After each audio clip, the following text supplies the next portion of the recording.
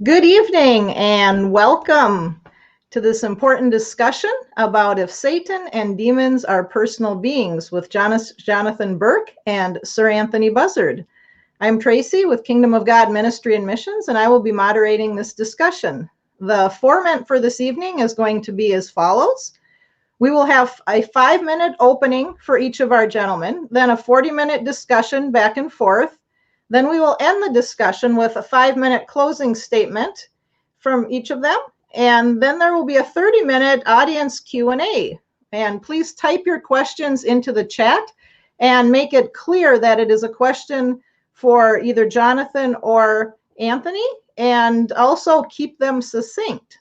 And please let us remember also to remember that we're all Christians here and that we should be kind to one another as we are chatting. And first of all, we're going to have Mr. Jonathan Burke share his opening statement. He's joining us all the way from Taiwan and is representing the side that Satan and demons are not personal beings. John was raised in the Christadelphian community, baptized at 19, and has been a member ever since. His particular area of Bible study have included hermeneutics, prophecy, creation, atonement, biblical mortalism, and the general topic of evil, including Satan and demons. He has written a number of books defending the reliability of the Bible and its message generally, and as well as defending certain Christadelphian views specifically. He has also written a large number of individual articles for Christadelphian journals. So welcome, John. Thank you very much, and thanks for hosting this debate. Oh, you're so welcome. And I will be bringing up your PowerPoint, and you will be able to begin then for your 5 minutes as soon as you are ready for your opening statements. Okay, thank you very much. May I commence now? Yes, you may. Thank you. Satan and demons are not supernatural personal beings. Hermeneutical consistency. Unitarians are monists. We believe there is only one God, that God is one person, that humans are a united mortal being, not a temporary combination of body and soul, that God is the only power, that all power derives from God, and that angels are dependent on God for their life and power. Is this radical monism compatible with an autonomously powerful, evil, supernatural Satan, or is that actually effectively a second God? Unitarians interpret texts contextually. We don't simply read the English words on the page and accept what they appear to say. We read passages such as, quote, in hell as he was in torment, end quote, Luke 16:23, and, quote, the smoke from their torture, end quote, Revelation 14:11, and understand they are not referring to immortal souls burning in hell.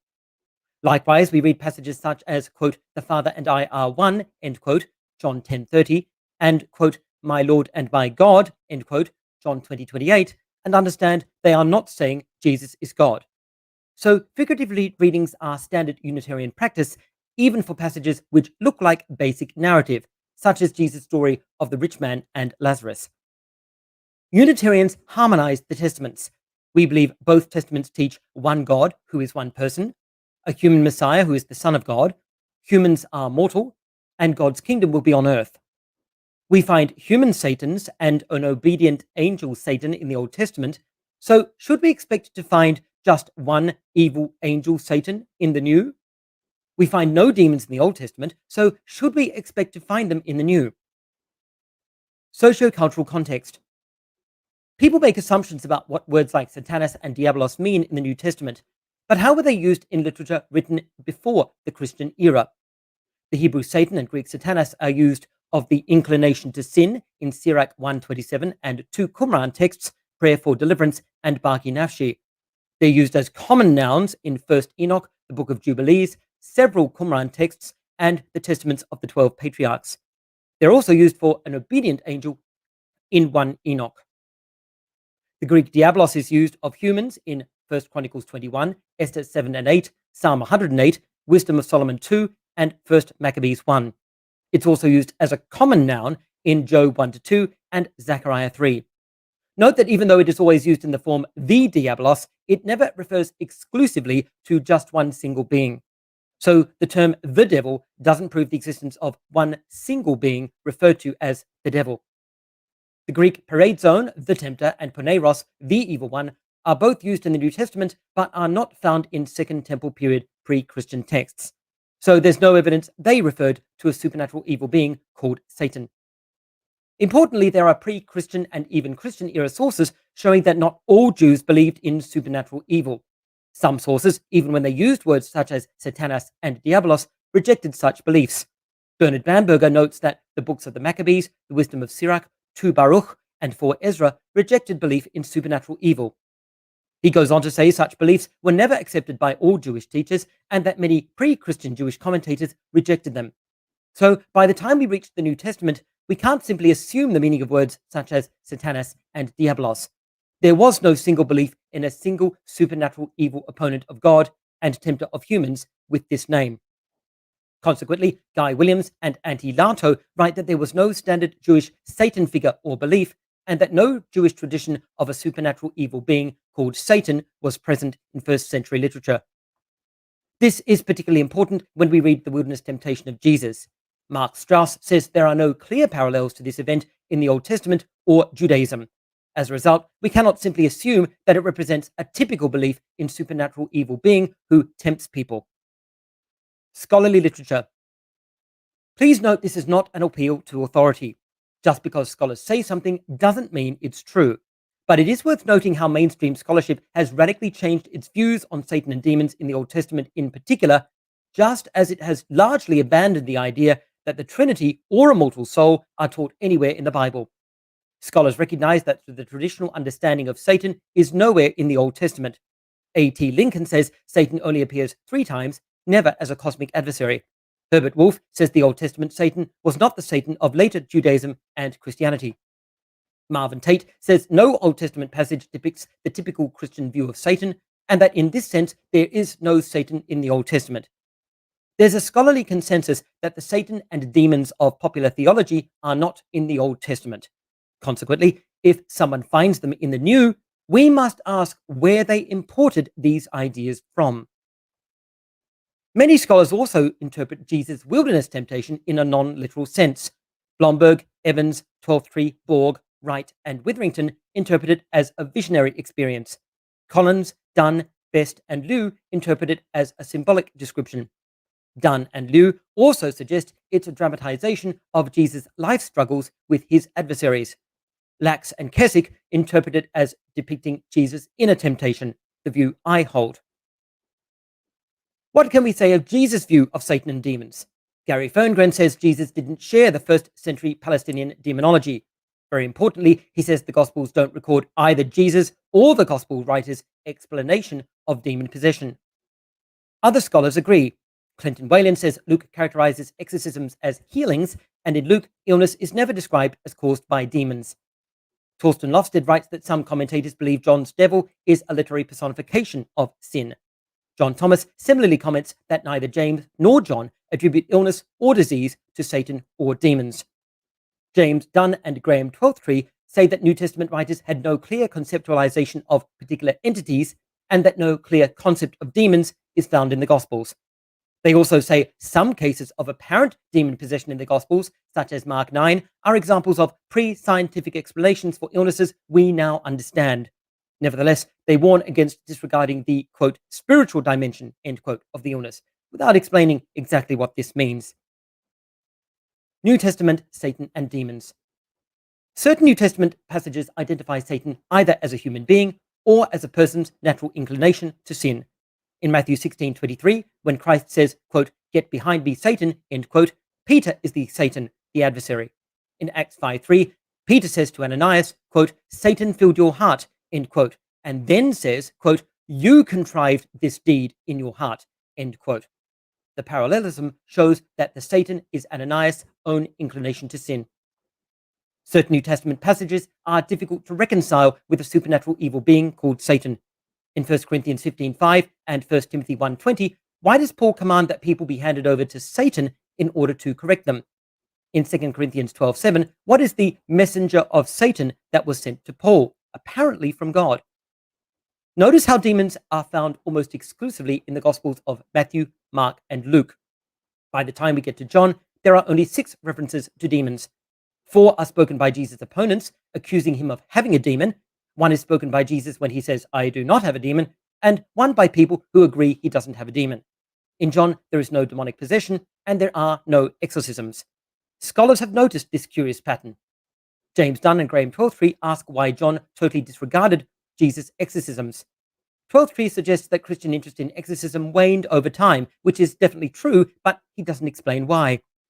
Clinton Whalen notes that, surprisingly, the epistles only cite demons in 1 Corinthians 10, 20-21, 1 Timothy 4, 1, and James 2:19.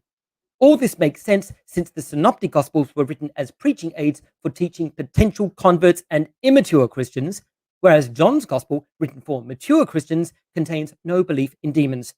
Notice how even in the Synoptics, Jesus himself never diagnoses anyone as possessed by a demon.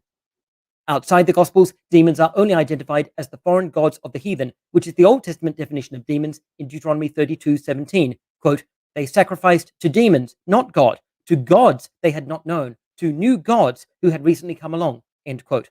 The Greek Old Testament uses the Greek word for demons here.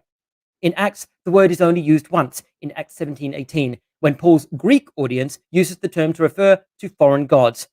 Likewise, Paul only speaks of demons as the gods of the heathen, which do not exist. He never speaks of demons as personal beings, or demonic possession, or exorcism. Consequently, Henry Kelly says Paul considered demons to be lifeless idols. So outside the Synoptic Gospels, Christians speak and act as if demons are the imaginary gods of the heathen, not supernatural evil beings which possess people and require exorcism.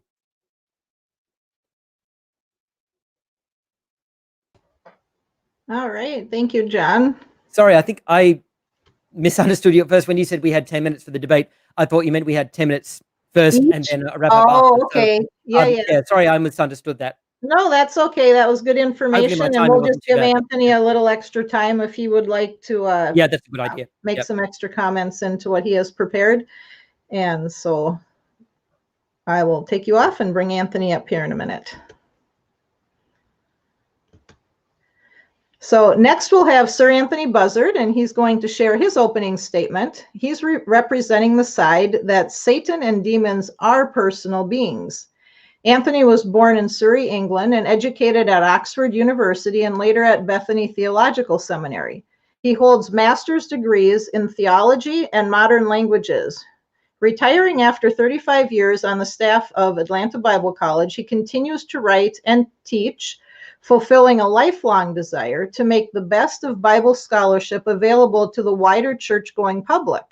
He served as co-editor of a journal from the Radical Reformation and is currently editor of the monthly magazine Focus on the Kingdom. Welcome, Anthony. Thank you. And glad to have you on today. You will be able to begin your 5-minute or 9-minute opening statement whenever you're ready. And I will put a 1-minute markup if you are continuing to go longer as well. Okay. Thank you. I begin by pointing out that I'm grateful to Christadelphians for helping me to see in the 1970s, that's a long time ago, that Jesus was not literally the rock which followed Israel. Their arguments were very persuasive. I met the leading Christadelphian troubleshooter, and Jonathan, I think, will know of that gentleman in Watford, England, as he was then, not living now, I think, Harry Tennant. And he tried to persuade me that we humans are really what is meant by the devil, or rather, that our internal human nature is the internal devil. I've had 50 years to examine this idea, guarantees no infallibility at all. But I've also been able to read the extensive work done by Mr. Burke, in which he takes me on point by point. I'll make 3 major points. Point 1. Jonathan begins by conceding that all the occurrences of the Satan or a Satan in the Old Testament are external and never internal. This is a highly significant concession. He then says that the Old Testament is the place to begin our definition of Satan. I agree with that. I've learned a great deal in studying for this debate. But please note that Jonathan agrees that in the Old Testament, the Hebrew Bible, Satan never equals internal sin. So then, if the Old Testament will not support human nature as the right definition of Satan, how can that brand new idea appear out of the blue without explanation in the opening key passage of Matthew 4? That seems to me an extraordinary stretch. So my first question would be, how do you propose to reverse all that Old Testament evidence that you concede when you arrive at the key passage which opens the New Testament? It's clear beyond any possible doubt that the devil, or diabolos, and I'm using the modern Greek pronunciation, in Matthew 4, is introduced to us as the one and only one well-known Satan. That's what that article means. We grammarians know what the definite article means. You don't have to explain it. You don't talk about the devil if you have no idea what your audience is saying. So then that devil in Matthew 4 comes up to Jesus, approaches him, and talks to him. In the same story, the angels come up to Jesus when the tempter, which is the devil, leaves him. Mr. Burke says that I over-translate the word came in the temptation, but this is not right. Prosechome, to come up to, one of the clearest, in fact, astonishingly clear, theological dictionary of the New Testament says astonishingly clear words used over and over in the New Testament. He comes up to Jesus, approaches him, talks to him. Mr. Burke says that I've over-translated that. Well, I just don't think that's factually right. So you have to look up the word prosechome and see what it means. So then, I used to say to students during my 25 years teaching in a Bible college and the biblical languages, Hebrew and Greek, Atlanta Bible College, that if you can find no one to agree with you in any commentary, in any language for 2,000 years, you might want to rethink. I'm fascinated by his reference to James Dunn. I will look that up in me. I knew James Dunn. I had some influence on him in talking him into a Unitarian position, which he really has now. Point two, there are scores of easy passages in which we read that Jesus spoke to a person. There are easy ways of saying that one can speak to oneself inwardly. For instance, in Luke 12:19, you can say, soul, take your ease. Myself, I'm talking to myself. That's quite easy. I'll say to myself, it's quite possible. But in Matthew 4, words have no way of stating more clearly that the devil was not an inward tendency to sin found in all human beings, including Jesus. So the issue for me is simply this. Is Satan a who? A person? A personal being? Or not? I want to address this question by pointing to the following facts. Persons are addressed, spoken to in the Bible quite clearly using the vocative case. I'm allowed a little bit extra.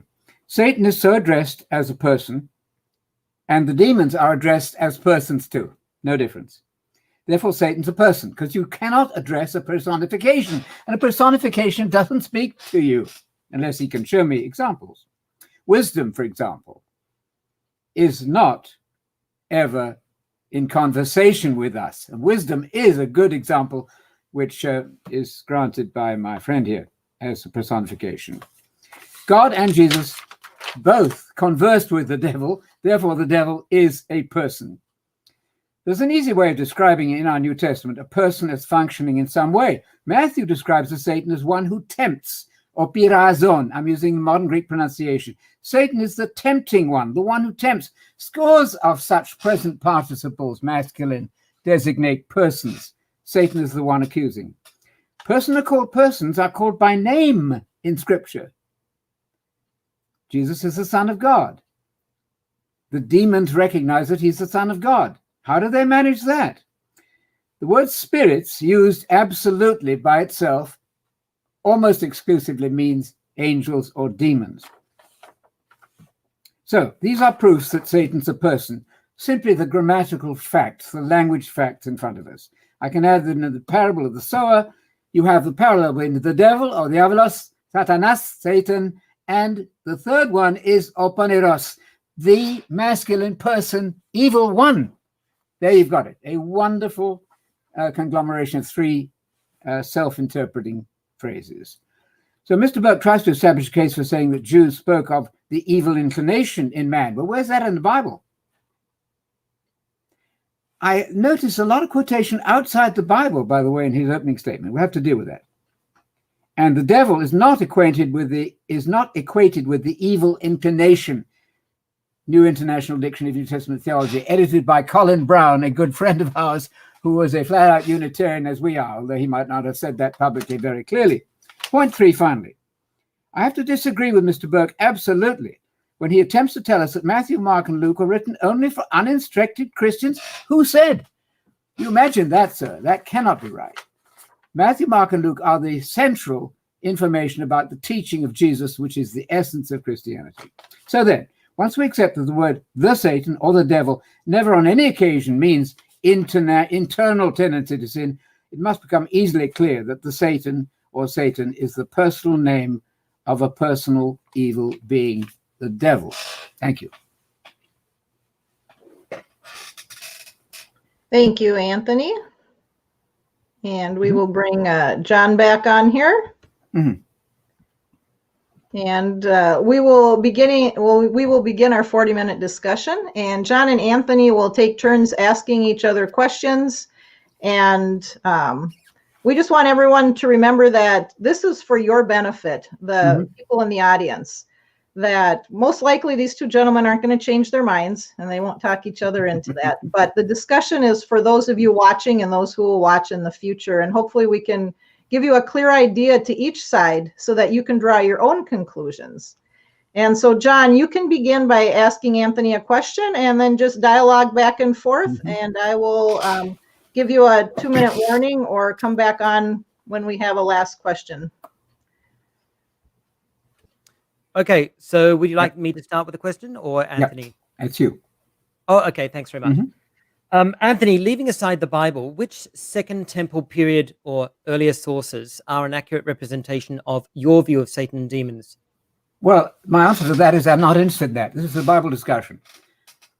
You're not going to prove anything. My answer is simply, you're not proving anything. I know that the Jews believed in the Yetzer Hara. I'm aware of that. I'm also aware that's not in the Bible. I know they talked about the Memra, but that's not in the Bible either. So I understand this to be a Bible description. So what happened to Jews is irrelevant to me. I don't need to deal with that as long as I've got scripture. Okay, thanks for answering the question. Thank you.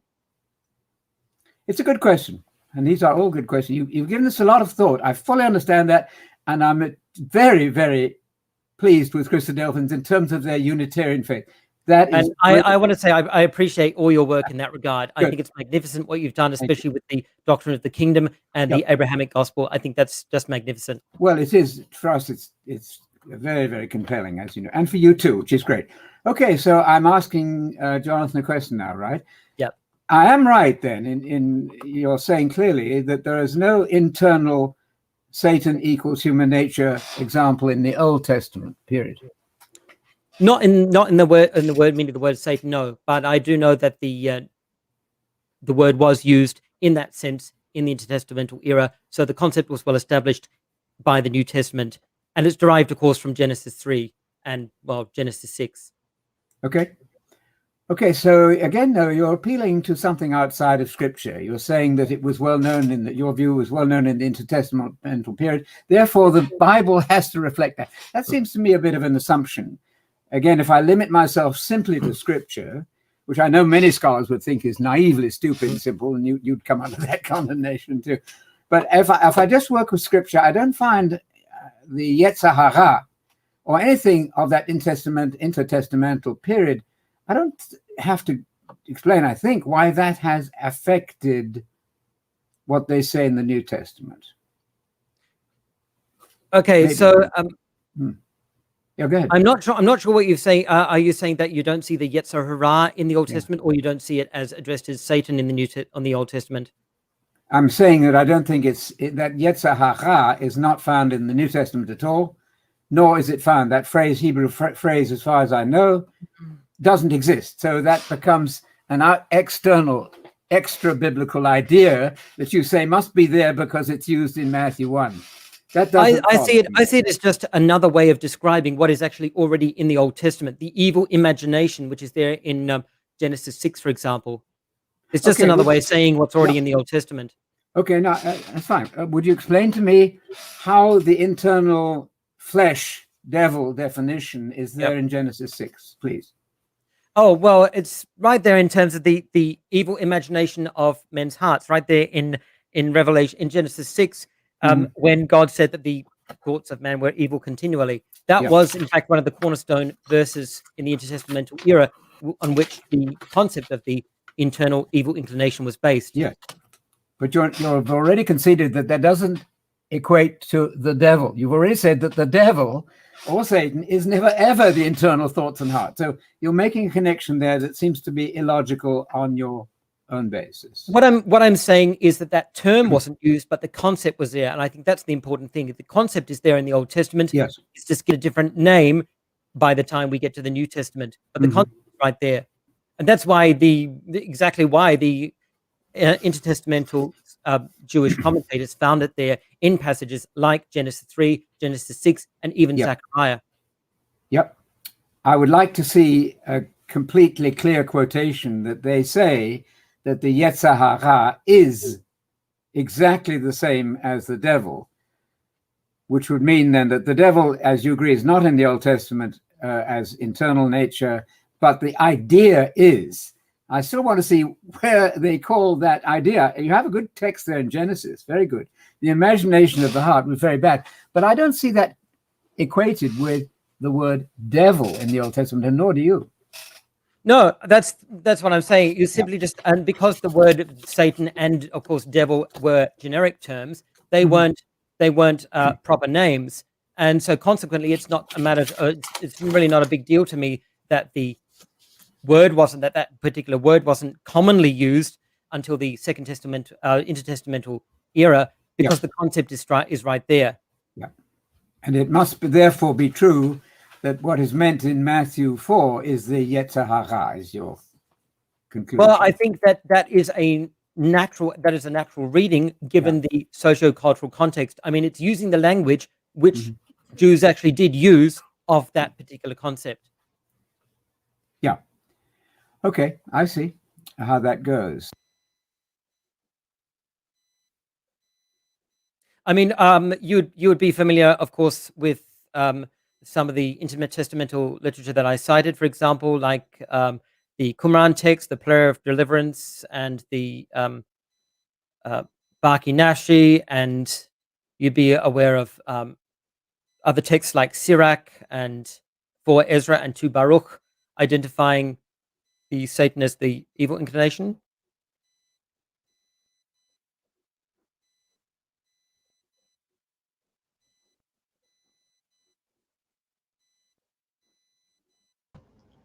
Anthony, your sound is off. Can you hear me?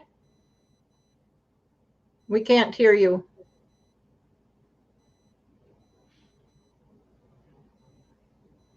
We can't hear you.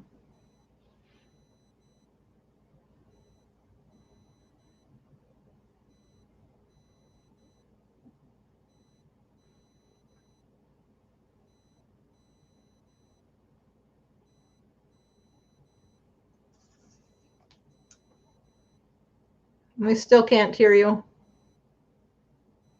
It was good up until now. Could you say something, John, to make sure I still hear you? Yep. Can you hear me okay? Yes, I do. Thank you. Great. Yeah, can you hear me now?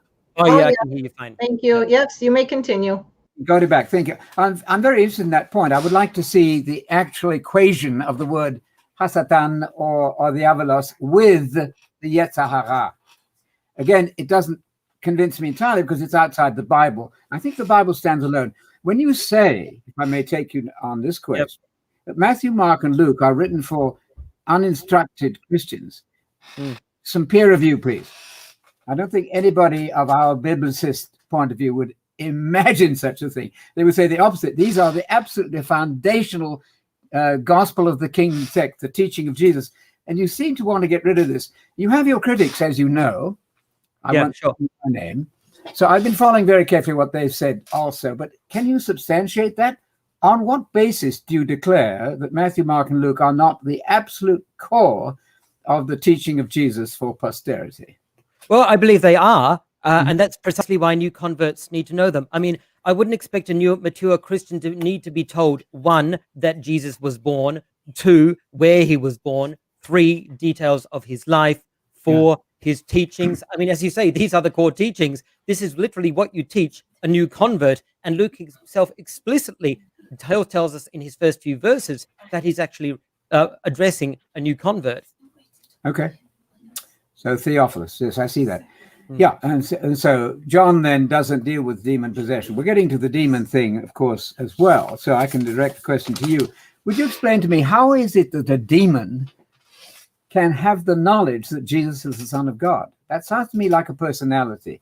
How is it that demons cry out and recognize that Jesus is the Son of God? What would you please substitute for the word demon there? When you read demons, let's take the James one. The demons believe in God and tremble. I want to know, what English words are you putting in place of demons there?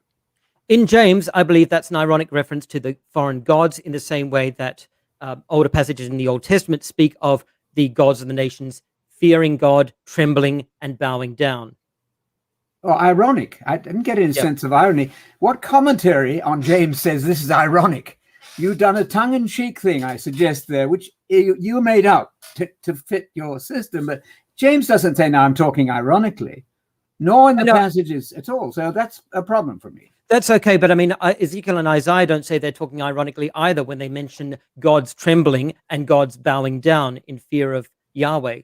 Yes. So, I mean, I don't think that's actually a problem. I think in context, you need to read James, as I've mentioned, in the broader context of what the New Testament actually says, and very importantly, doesn't say about demons. I mean, you have to explain where they all disappear to outside the synoptics. Well, that's not a problem for me at all, because when Jesus is there, the New Testament period seems to bring forth the demons massively. I mean, those are obviously entirely speculative ideas, but you can't build much on that.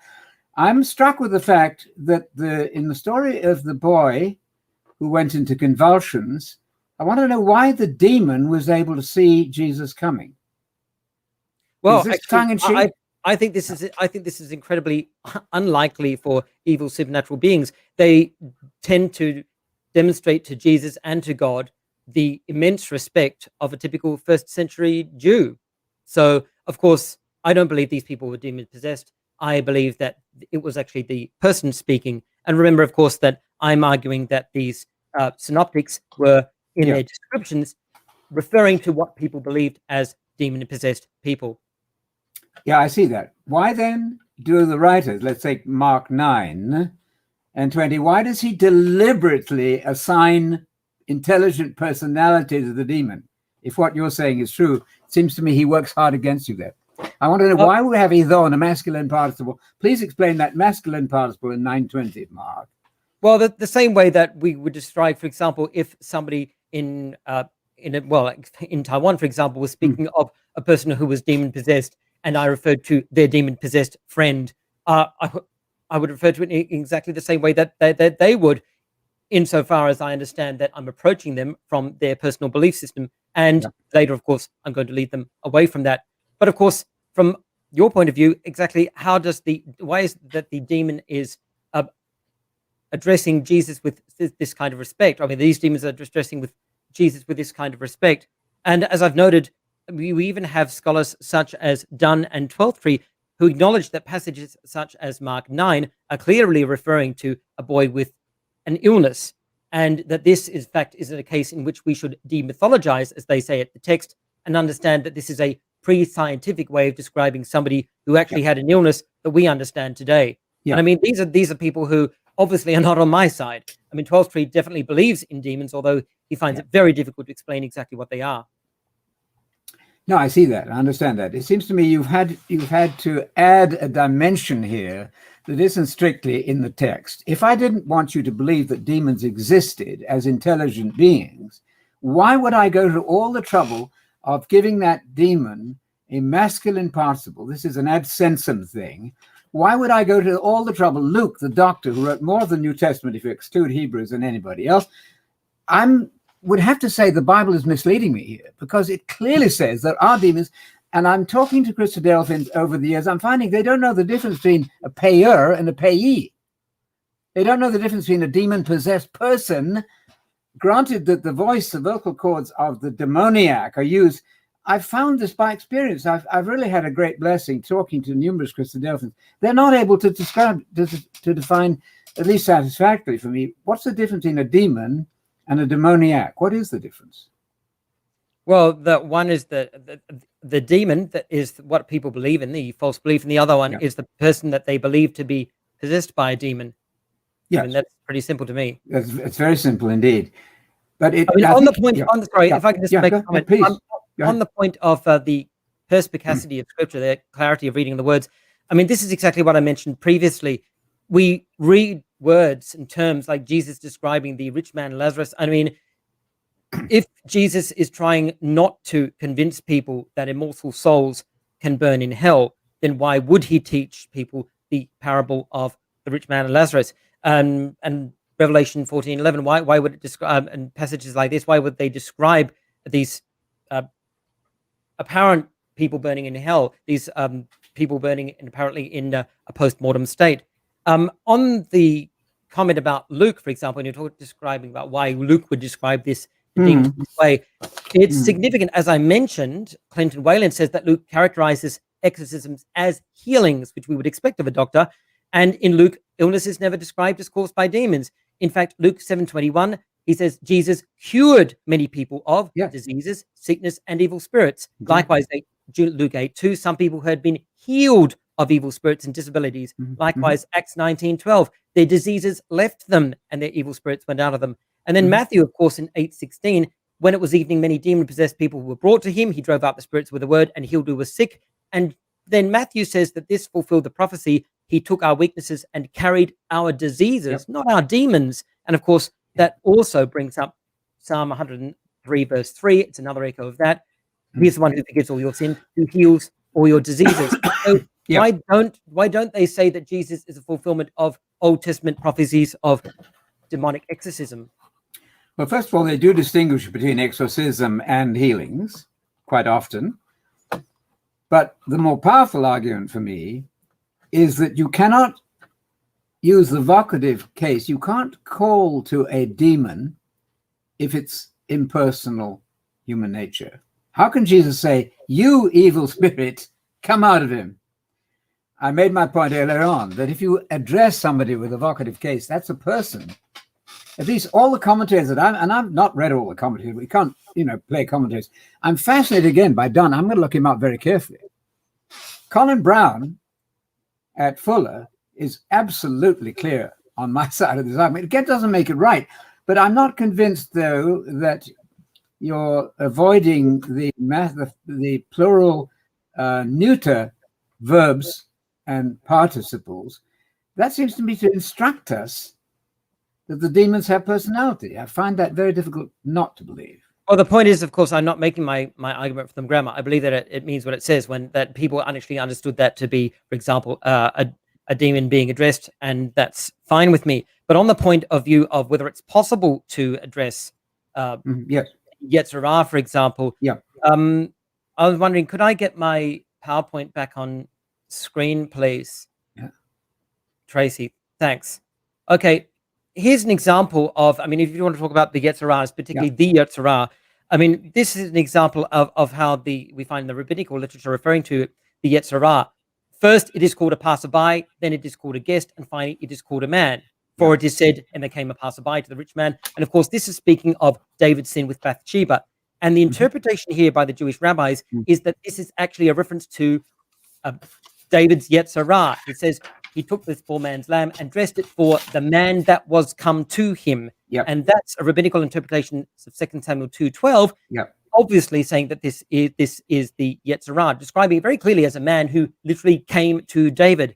Likewise, we find rabbinic commentary like this: if the evil Yetzer tells you, sin and the Holy One, blessed be he, will pardon, do not believe it, for it is said, trust not in a friend. And friend, it means none other than the evil one, the one's evil Yetzer. for it is said, for the yetzer of man's heart is evil. And that, of course, is the passage in Genesis 6 I cited previously. The yetzer is right there in the Old Testament. Likewise, we find in Talmud Babylon another example of a conversation with the evil inclination. I looked at my reflection, and my evil impulse grew proud within me and besought thereby to remove me from the world. I said to it, evil one, have you a right to be jealous of a thing which is really not of yours, of something which is destined to turn into dust, worms, and maggots? And again, in the same parable is told in Talmud Jerusalem, I said to him, evil one, you should not take pride in something that does not belong to you, in something that is going to turn into dust, worms, and corruption. So given the fact that we have this rabbinical witness, I'd say that this is a fairly natural reading of passages such as the temptation of Christ. And this is, as I've demonstrated, why quite a few scholarly commentaries, even those by people who do believe in a supernatural evil being and Satan, do not read the wilderness temptation literally. No, I'm aware of that. You're relying very heavily, though. Can you explain to me, how do you know the Jews hadn't got this wrong? They might have got this anti-supernaturalist idea wrong. So this is not a biblical discussion for me. As far as the evidence of the New Testament is concerned, I want to know of any leading commentary in our time who takes that view on the Matthew 4 passage. Who is willing to say, and let me throw this in if I may too, Jonathan. Your founders didn't believe it. That should make a Christadelphian at least scratch his head. Why was it that Roberts and the other man, Thomas, they absolutely didn't see an internal situation there? Why was that? Christadelphians learned that later, did they? You would answer by saying that? What happened? Why didn't they get it right from the start? Oh, I wouldn't say that they learned that later. I mean, there were Christadelphians who disagreed with John Thomas and Robert Roberts on that point. So also today, right? Yeah. Okay. Also today, I mean, I don't see it's particularly necessary to. I mean, John Thomas changed his views over time. Robert Roberts corrected John Thomas. He disagreed with him particularly on slavery. So I don't really see that as a big deal. I don't think, and I don't really mind if some of our founders got some things wrong and then we figured out they were correct after that. What the whole idea was afterwards.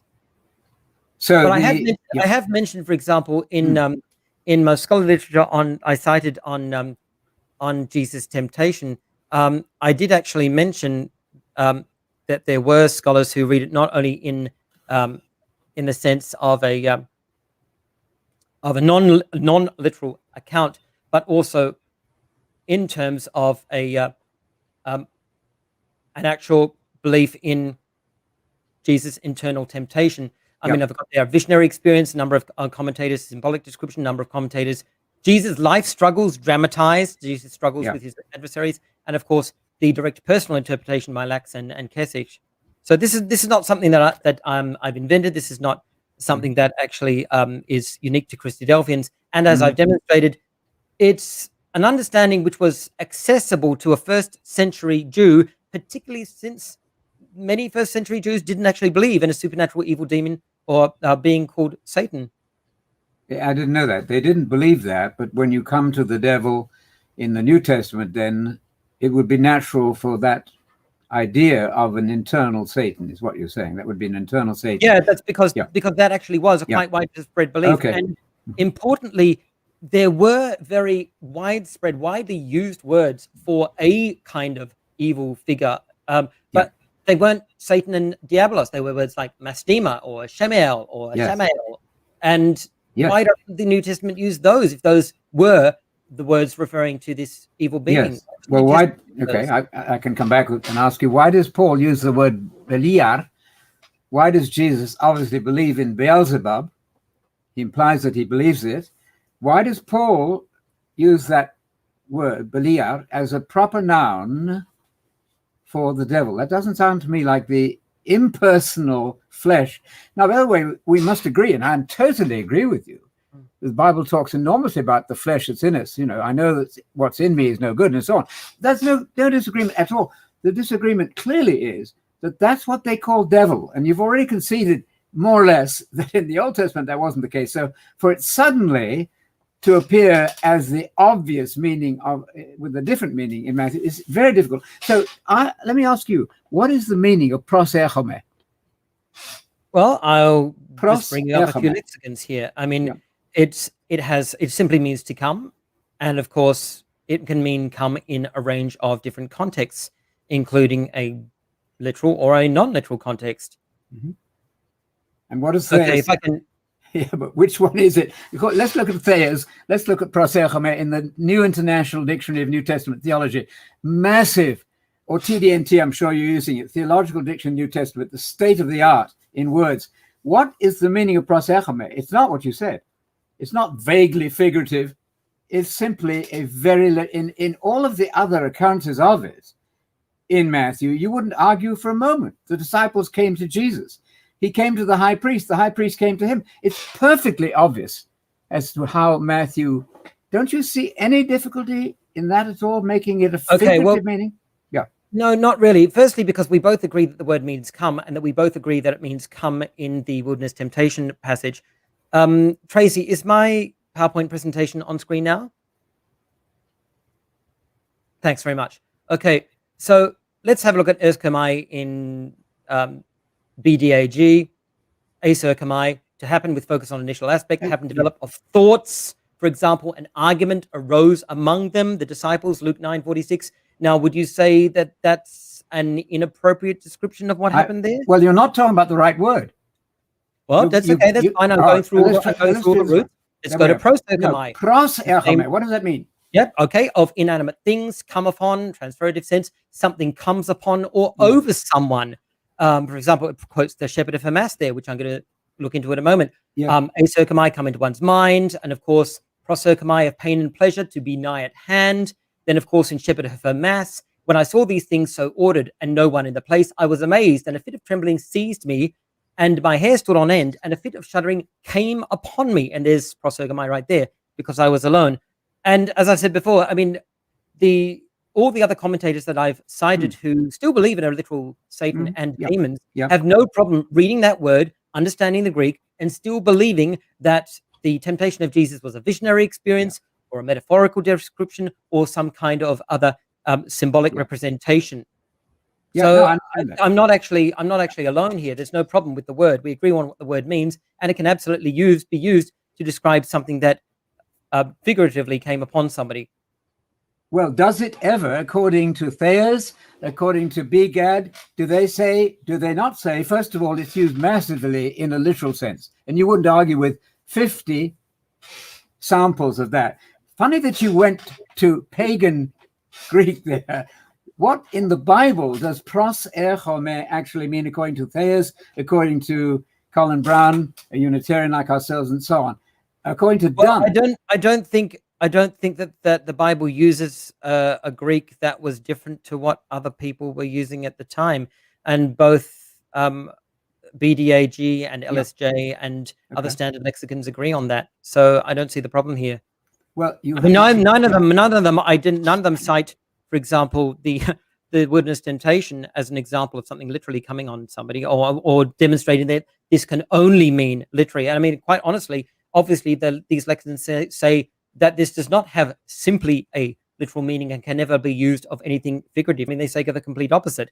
And there's an example right there, for example, in the shepherd of Hermas. And of course, if we look at acerchomai, there's even more examples. Yeah. I mean, the point is that we both agree that we're not really disagreeing over the grammar here. We both agree that something came.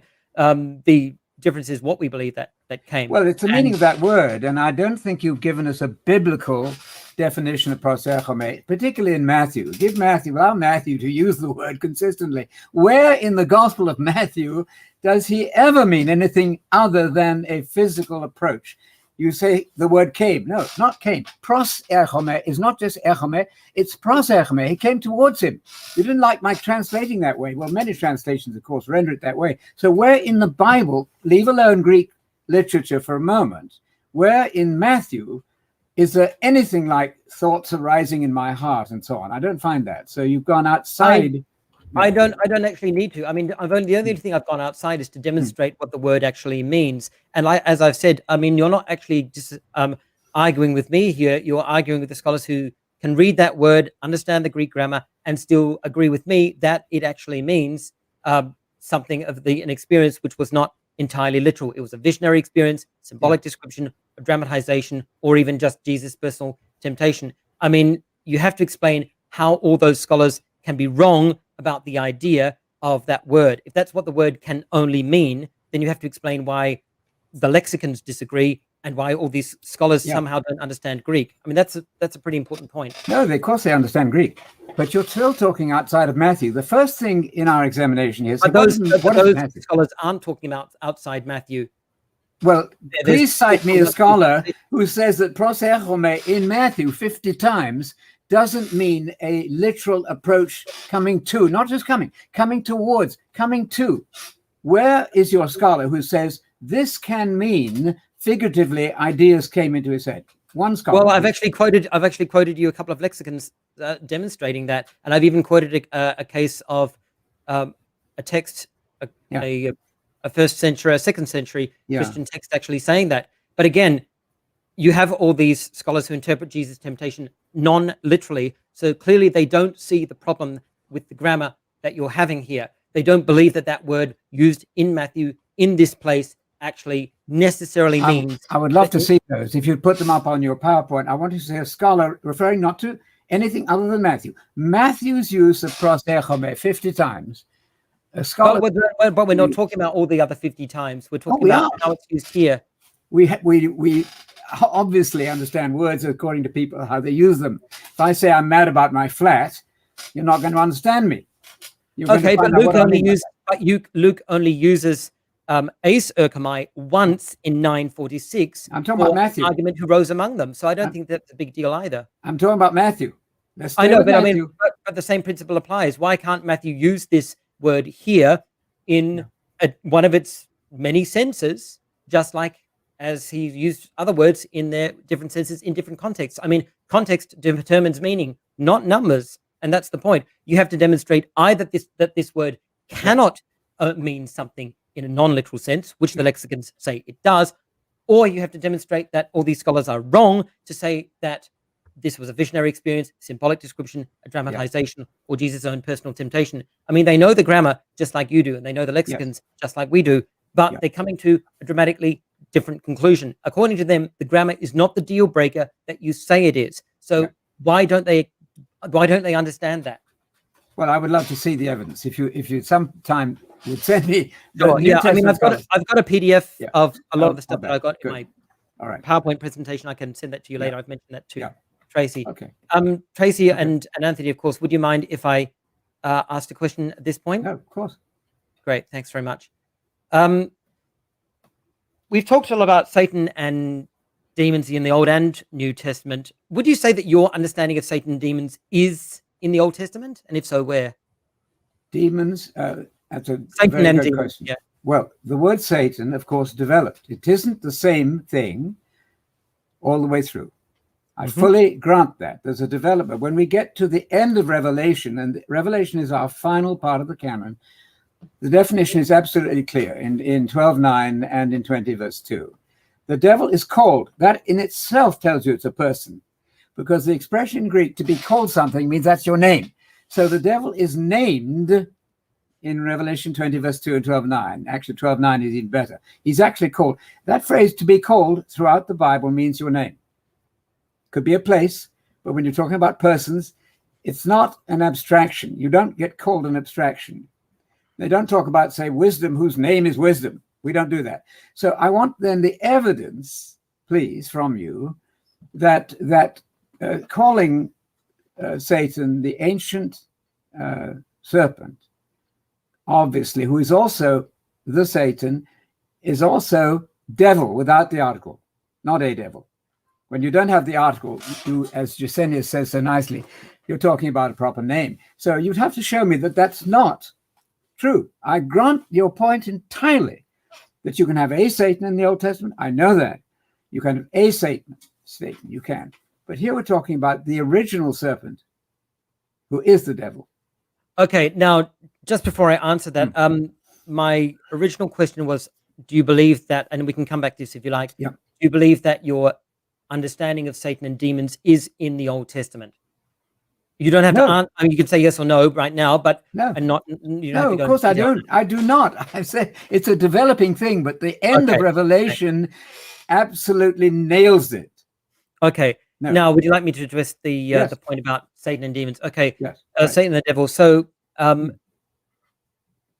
me just get this back up here. Sorry, Tracy, I'm just going to ask you to put up my PowerPoint presentation again on screen. And I'm going to be quoting here from scholars who believe, of course, in a supernatural Satan and demons. That's a good Now, point. the point is that they understand that the devil, the dragon, and Satan is in Revelation is actually symbolic of Rome. Bredon here says Rome consequently becomes the beast, the devil, and Satan. Likewise, here the devil is generally thought to represent Rome. And of course, we are talking about the Revelation here. Likewise, Venks says, so we get a hint already that for John, the Roman power takes the figure of the devil. And likewise, he says the devil, when he says the devil will cast some members of the Church of Smyrna into prison, Revelation 2:10, this cannot normally be perceived as the work of the devil. Obviously, nobody ever saw the devil drag people off to prisons and Roman jails. Likewise, he said then, thus they are men who act. So it's the Roman governor who's actually represented here by the devil. Likewise, Venks says that before and after that, the text talks about the throne of Satan in Pergamum, and the text is likely alluding to the Temple of Divus Augustus and the Dea Roma as the oldest and most famous center of emperor worship. Likewise, Norman Hiller says about the same time that the book of Revelation pictures the Roman Empire as a satanic beast. Likewise, Richard Balcom says that the dragon in Revelation seems to be used as a symbol of political power in Mordecai's dream in the additions to Esther, and consequently, as he says, there are also a few texts which continue the tradition of Jeremiah and Ezekiel in which the dragon represents a great political power or ruler opposed to God. So we have this concept already in the Old Testament, and it's developed in the intertestamental era. Consequently, it's the same kind of image we see in Revelation. So Balcom says in Psalms of Solomon, the arrogant dragon who aspires to divine lordship is probably the Roman general Pompey. Likewise, and now he gets to Revelation 13, he says that the two great monsters represent the Roman power and the imperial cult of his time. Likewise, Beale says in the Wisdom of Solomon, the sea monster is identified as Rome, and then he specifically talks about Revelation 12 and says it's talking about Rome pursuing God's new Israel into the wilderness, and citing Sibylline oracles identifying Rome with the sea dragon. Likewise, Beale goes on to say that as in the Old Testament identifications of the dragon here in Revelation is to be identified with an evil kingdom, at least in part, first century Rome. And then he says that this is confirmed by the Daniel 7:7 and 24 allusion, since the fourth beast there also represents an evil empire and was identified in early Jewish writings as Rome itself. Likewise, Beale says that a proper understanding of the beast in Revelation 13:1-7 also bears this out. The seven diadems on the dragon's seven heads point further to an earthly king or kingdom. So it's very clear that there was a well-established trope in Jewish literature of dragon representing an evil power, specifically Rome. And these scholars are all saying, no problem. The dragon, the beast, the devil here in Revelation is Rome. And that's how I understand it. Okay. So then when John, who wrote the book of Revelation, Jesus actually, says the devil is the ancient serpent, that's not Rome. Oh, absolutely. That's exactly the point, that Rome is the preeminent manifestation of that evil power which started back in Genesis. But he's not called the devil. That serpent is not called the devil in Genesis, but he is in Revelation 20:2. I don't agree with you on Rome at all. I think that's wrong, but that's another subject for a different discussion. But would you tell me then about the beast? What is the beast? For you, that's Rome. Because you're Absolutely. Absolutely. Yeah. Right. And I mean, that we have clear citations for that. There is, Balcom even says we have found no Jewish precedent for this representation of ultimate evil, the devil, as the great dragon in Revelation 12:9. He has to concede, even Balcom and Beale both believe that Satan is in the book of Revelation. Yes. But they believe that all the references to the devil, the dragon, and Satan are referring to Rome, and they say, well, it's actually Satan who is empowering Rome. So they place Satan behind the text, but of course they acknowledge that is not actually what the text explicitly is saying, That's and quite an then acknowledgement. precedent to this. Yeah, Quite it an is. acknowledgement. The acknowledgement is not more. what the text says. And so in Revelation 13:14, let me ask you about this, if I may. Revelation 13:14, you have the therion, which is a dragon or a beast who comes up out of the sea. You know about that one. Yep, sure. And why then is he given the relative pronoun in 14 masculine? Breaking the laws of grammar to tell you that beast is a person. I don't think it's verse breaking the 14. laws of grammar at all. This is just a typical personification. I don't think there's a problem here. And I mean, as I said, this is what Beale and Balcom say, so I don't see the issue here. This is personification in a highly symbolic book, so it's pretty much what we expect. Okay. We've sort of. Sorry, would you mind if I? Sorry, yeah. How Anthony, we going? John how is going to have a question to you now. Yeah. Right. Okay. Thanks very much for the question and answer, Anthony. I really appreciated your answers. And let me just say as well, I really appreciate the tone of this discussion. You've been extremely patient. And I know that as somebody who has literally been studying this a lot longer than I have, I know you might find that some of this is a little bit exhausting to go over again and again. So I do appreciate your patience. Okay. No, you're welcome. No, it's most interesting because I'm such a fan of Christadelphians at one level. Yeah, I know. Yeah. Let me add that within the last month, 2 very, very substantial Christadelphians changed their mind to my view with no pressure from me at all. That's another subject. But Christadelphians do change their minds, and you haven't yet. Yeah, that's fine. And that we all have a right before God to be judged ultimately. That's fine. So it's your turn to ask a question, is it? Tracy? Yeah, sorry. Tracy, is it my turn to ask a question? I think that's what she said. Oh, okay. Yes, thanks. John, you can have the last question here. Okay, cool. Yeah. Okay, then I would ask this. Anthony, how would you differentiate between temptation from Satan and internal temptation? I have no idea. Oh, okay.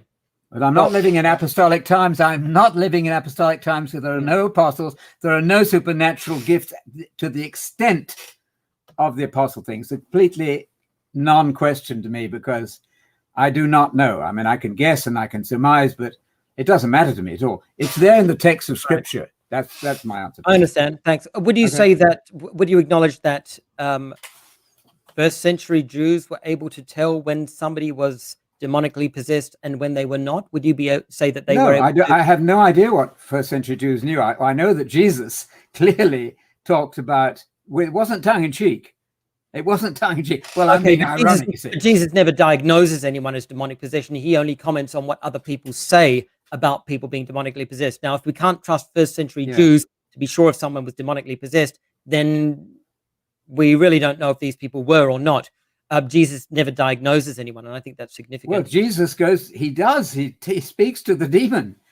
You don't have to say, well, he hasn't diagnosed it. He jolly well has, to use my British. He speaks to the demon. You demon, come out of him. If that's not diagnosing the problem, then what would be?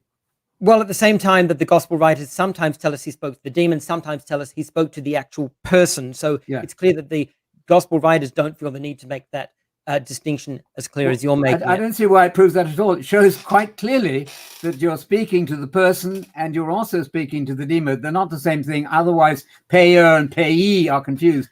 Demon and demonized are distinctly separated for me in the story. Okay. So would you say that today it's not possible to determine if somebody is demonically possessed? I'm not into exorcism. I don't know that the demons are working in the way that they did then. I don't know that. Could be. There are people who have exorcist but I'm not going to judge that. I don't know. I have no idea. What I do know from a language point of view is the text as we have it. Forget the Jewish ideas. Forget the extra biblical stuff. What is presented to me in Scripture is absolutely unmistakable that Jesus recognized the demon. For instance, he said, you demon, you deaf and mute spirit, I, Jesus, command you. Come out of the man, you unclean spirit. That's a diagnosis, isn't it? I don't think that's a diagnosis, but I think it's important because if the demon is mute, how's the demon speaking? Well, the demon's speaking here in this particular example. It's not speaking, is it? It's the person speaking. He's not really speaking to a demon, is he? He's speaking to a person. No, that's not true. When people are listening, they're hearing a person speak. I mean, the demon is mute. It says that in the text. The demon can't speak. how can the demon be commanded? You deaf, Jesus speaking now. Yeah, I know. Well, we've already addressed this. I believe that this is an accommodation. But Yeah, I mean, yes. I think the main point's been identified, that you believe that it's not possible to determine definitively if somebody is demonically possessed today, and you're not sure if Oh, demons no, are active now. I'm not. I'm talking about the Bible. We're having a Bible discussion. Yeah, I'm okay, simply saying to you that it's clearly there in terms of the language. If you're reading the Greek, it's clearer than the English. If you're reading the good commentaries, they all make this point, that the demons are more than clear. I mean, you've used a number. Well, actually, they don't all say that. As I've No. demonstrated, some of them actually say something else, and some of them make the point that the demon, the person who is possessed, is not always differentiated from the actual demon themselves. Okay, not always, but when? What are you going to do with the ones where they are? Well, when they are, that's fine. As I've mentioned, I don't have a problem with that, because this is accommodating people who do actually believe that. And that's why these, as I said, we don't find this in John, and we don't find exorcisms and demonic possession in Paul either. No. After the synoptics, they just vanish.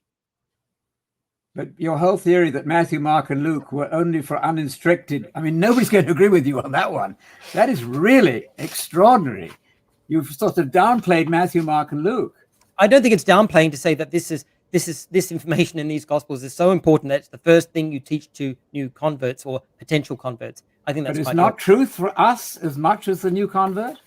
I find that extraordinary. Of course it is, but we understand it in a different way, which is why John had to be written. And then otherwise, what is the purpose of John? John knew of the synoptic gospels. He didn't really need to repeat all that, but he would never have said that Matthew, Mark, and Luke are not inspired scripture with his. I agree. But then John, of course, only ever speaks of people who are unwell. He never speaks of demons. He talks about the blind, the lame, the withered, the sick, the impotent, suffering from infirmity or disease, but never suffering from demons or Satan. But Matthew, Mark, and Luke do. You're always avoiding the evidence as it really is. All right. Well, thank you, gentlemen. We need to move on here. It's definitely an important topic for people to wrestle with, as we're seeing. And we're going to move on, though, to our closing statements. Yeah. And you'll be able to find contact information and social media links for both Jon and Anthony in the replay description. And if anybody would like to reach out to Jon, you can email him and find him on Twitter and YouTube and read other articles that he's written on the website. And Anthony as well on his YouTube channels and email too. My email too, Tracy. My email. We'll put those up. Yep, I'll put those up. Right now, we're going to start the closing statements, though. So I'm going to take Anthony off, and I'm going to jump off myself, and we will give Jon 5 minutes for a closing statement. He can comment on whatever he would like in regards to the way the discussion has gone so far. So go ahead and start when you're ready, Jon. Okay, thanks very much, Tracy, and thanks again to Anthony. I'd like to make the point again that if you can't tell the difference between temptation from Satan and temptation from yourself, that's probably telling you something. Likewise, if you can't diagnose demonic possession reliably, I think, again, that's telling you something. I see the supernatural Satan and evil supernatural demons as basically a solution looking for a problem. Everything that we have in the New Testament and the Old, which tells us explicitly about the process of temptation and sin, relates directly to the human heart or other adversaries, such as other human beings.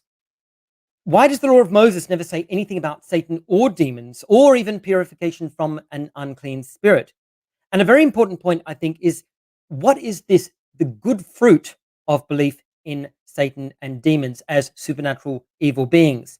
We know of the evil fruit because we know that the witch hunts, not only in Europe, but also in other places, which is still happening in places like Africa and other places. Those have definitely been some evil fruit. And we know that the many people who have been maimed or injured or even killed in exorcisms demonstrates again that this is evil fruit. The idea that people are demonically possessed has prevented people from being given appropriate medical care. And I'd say that's an evil fruit. Taking Jesus' dictum of good fruit and evil fruit as a case study, can we say that belief in supernatural evil beings such as Satan and demons demonstrates good fruit? And if so, what is it? I think it's really important to note that the Gospels, the Synoptic Gospels, spend a lot of time on Satan and demons, but outside that, they vanish. And that's something which definitely needs to be explained. I think it's also important to demonstrate that the New Testament uses the very language of beliefs in first century Judaism. If they weren't expecting people to understand words in that way, then why did they use them in that way? It's clear that the concept of the evil inclination is in the Old Testament. By the New Testament times, people were commonly using particular terms for it, but the concept was still there, just as it was in the is in the New Testament. This is not the same as something like the Trinity, which as a concept is not in the Old Testament or the New. I think it's important to consider which Second Temple period or earlier sources are accurate representations of a view of Satan and demons. I think it's important because if we can't find it there, then where are we getting these ideas? As Anthony says, he believes that the doctrine of Satan and demons developed over time. I'm not sure exactly of the details of his belief on this. He would have to explain it in some more detail.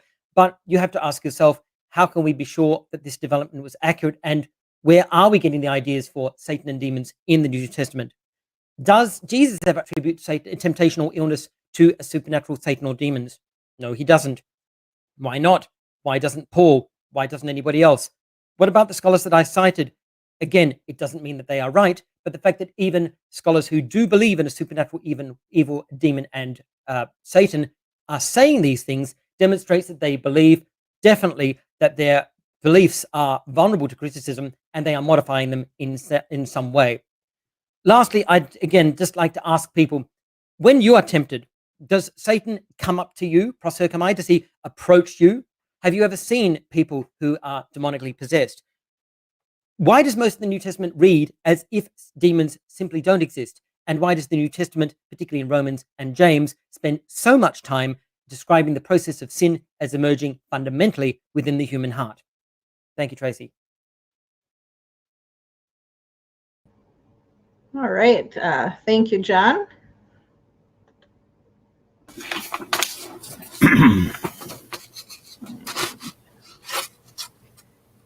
One second here, Anthony.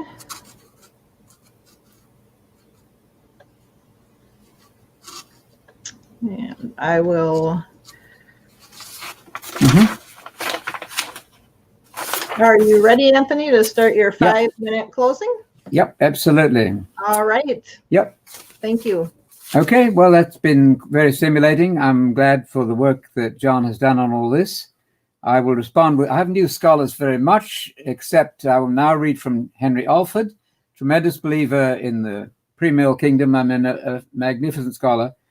The remarkable story of the demons, Legion, for example, brings before us the whole important question of demon possession.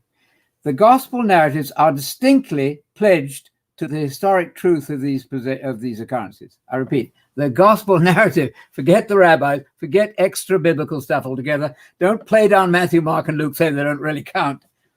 But the gospel records are pledged to the historic truth.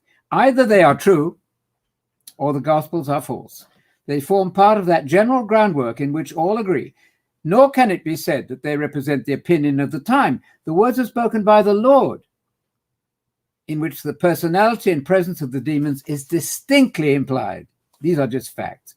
Now, either our Lord, Henry Alford says, spoke these words or he did not. If he did not, then we must give up scripture. We must then set aside the concurrent testimony of the evangelist to a plain matter of fact. In other words, establish a principle by which you could overthrow any fact you didn't like in the Bible. If Jesus did say those words, it is wholly at variance with any Christian idea of the perfection of truthfulness in him, who was the truth, to have imagined that he used such plain and solemn language in regard to the demons and their existence. If they don't exist, Jesus is really put down badly. So one other point, the serpent is the devil, is the ancient serpent. That Genesis serpent was not, I repeat, not an animal. The definition of that serpent is given you in Revelation 20, verse 2. You have to wait for it. But that ancient serpent was and is the devil with a proper name there. if it's a proper name, the idea of impersonal human nature fails, is my point. So I just don't think that if one pays attention to the language, I mean, for instance, Jonathan said there, sometimes you can't distinguish between the demons and the demoniac. What about those times where you can, and where the grammar of the language, particularly if you're reading the Greek, it shrieks at you? It couldn't be clearer that the demon is a supernatural person, a spirit, and the spirits, of course, were preached to after Jesus rose from the dead. The word spirits doesn't mean, when it's used unqualified, spirits would mean angels or demons. What about the angels who sinned? What are we going to do with that one? In Jude 7, the angels who sinned in the same manner as Sodom and Gomorrah. We haven't dealt with any of those questions to take more time. But there's so much evidence here, I just don't think we can get off the ground once we concede, as Jonathan generously does, that the word Satan never ever means internal human nature in the Old Testament. Okay? That's my point of view. All right. Well, thank you, Anthony. I think we could go on and on here for hours. Yes. Thanks very much, Tracy, for moderating so well. Yeah, and thanks again, Anthony, particularly for the tone. I've had a couple of people message me saying that they really appreciated the tone of the debate, and I totally agree with that. I think it's been really wonderful. And I think we've honored God in Christ in this discussion. Thanks to you. Good remarks. I appreciate you both being gentlemen in our discussion. That's great. So now we're going to have some question and answer time. And to our audience, if your question was asked at the beginning of the show, you might need to retype it because we have so many questions, they start falling off. So we'll do our best to answer and ask as many questions as we can. And I apologize ahead of time if we're not able to get to your question. And both gentlemen have said, feel free to reach out to them, email them, and ask your questions that way as well if we don't get them answered. So we're going to have about 30 minutes now of the audience Q&A, and just type them in the chat and we will be bringing them up. First of all, our first question was pre-submitted this morning from Ireland, and it was from a pastor in Russia as well, to Jonathan. And what we'll be doing is whoever it's asked to, they'll have a couple minutes to answer, and then the other person can respond also for a minute or two, and we'll try to go back and forth. Jonathan, it looks like we have a lot more questions for you, so I hope that's okay. Yeah. I will bring up this first question here in a second. All right. So, how could Jesus tempt himself in the wilderness with ruling over the nations if he did not possess them? And he didn't have a right to them himself when Satan offered him, the power that he would give him. Well, I believe that Jesus did have the power to do that. Even on the cross, he said that he could call to 12 legions of angels to deliver him. So I think it's a very clear instance of Jesus being tempted to use his power given to him by God, to subdue the nations. Now, the bottom line with the temptation of Jesus in the wilderness is, regardless of whether or not we believe it's a supernatural evil Satan, the point is everything that the Satan had said to him had to be literally tempting to Jesus himself. Otherwise, there would have been no temptation. It would have been a farce. And from that point of view, if it was tempting to Jesus, then he could have done it. Otherwise, there's no point in asking him to do it. Anthony, would you like to respond? The point being that, would you repeat your last sentence one more time, Jonathan? Oh, yeah, sorry. No point in it, yes. Yeah, my point is that in order for something to be a genuine temptation to Jesus, it has to be something that naturally appeals to him, and it has to be something that he is able to do. Otherwise, it's not a real temptation. So from my point of view, that the only reason Jesus didn't say, oh, well, I can't, I'm just incapable. He actually says, it's not my right. And so from that point of view, he said exactly the right thing. It was tempting to him. He could have done it, but he chose not to. That's exactly right. And he simply chose not to sin.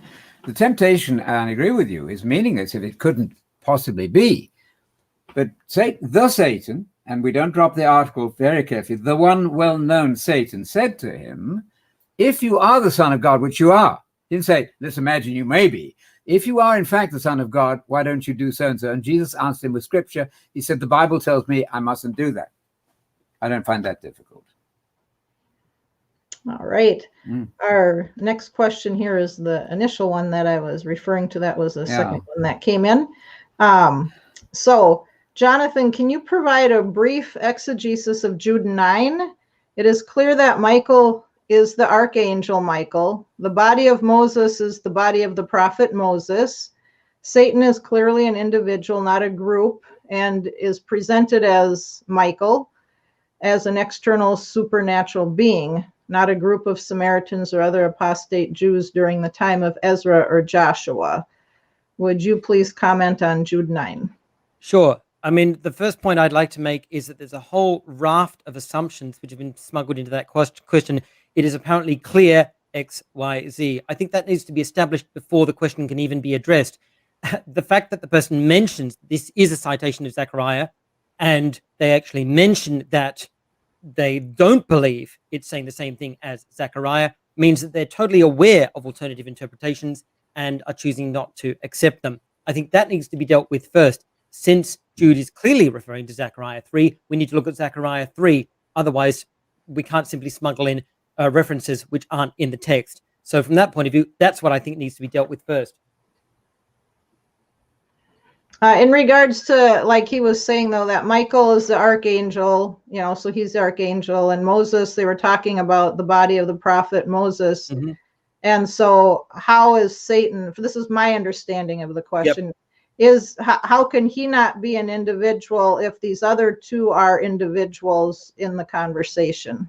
I don't see an issue with that, especially if you go back to Zechariah 3. I don't see a problem with one, especially in a vision, with one person being representing an individual and another person in a vision representing a group or something else, or an impersonal or another non-supernatural being. I mean, you'd be aware, of course, that in Zechariah 3, a number of the rabbis interpreted this as not referring to a supernatural evil being.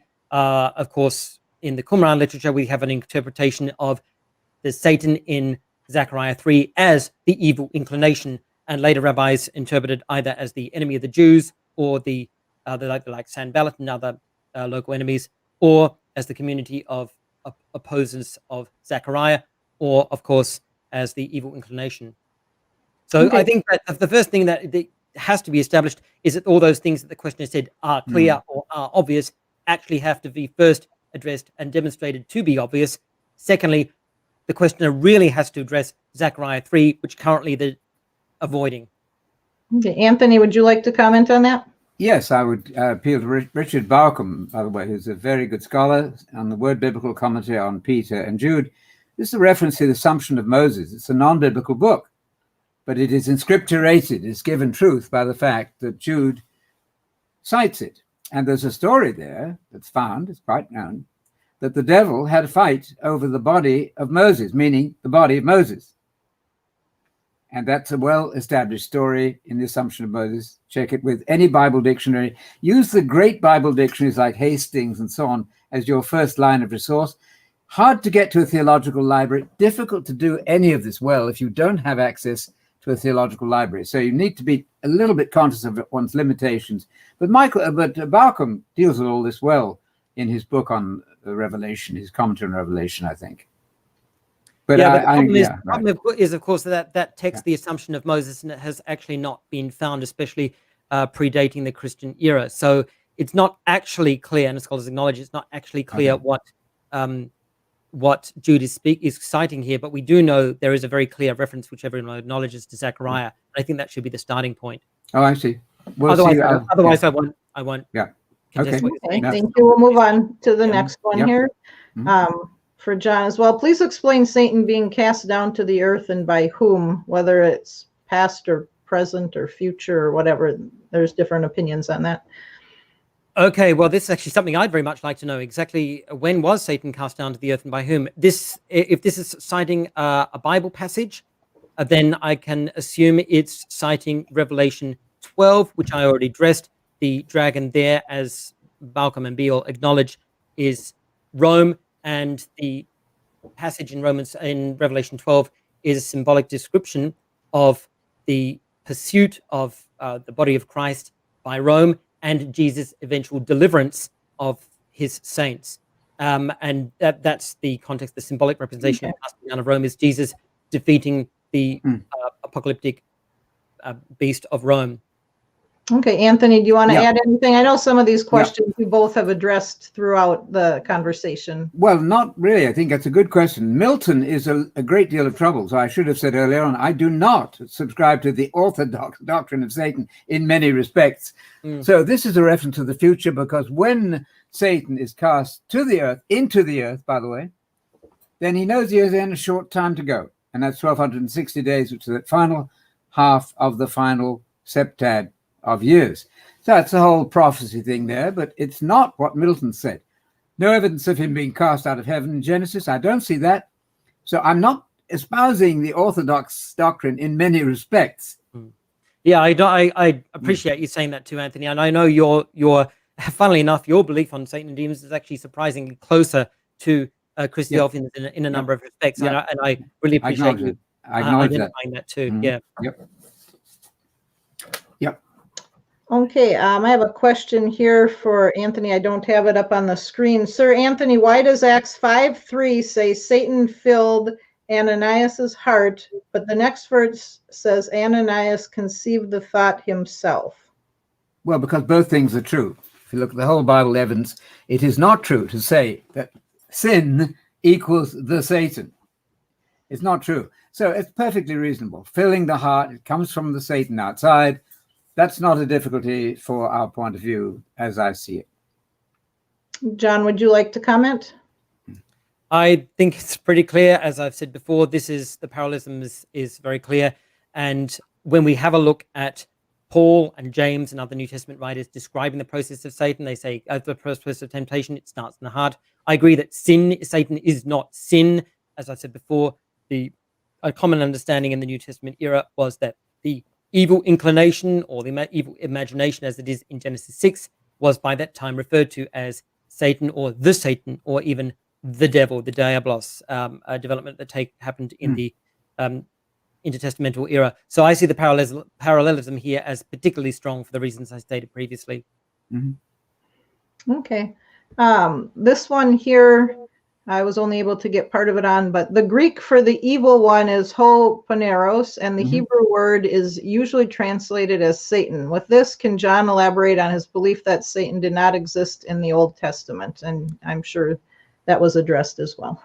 Okay, yeah, and previously I mentioned that Satan is in the New Testament as a human Satan, and also in the form of an angelic opposer. Now, sorry, Tracy, could you get up my PowerPoint presentation again for me? Thanks.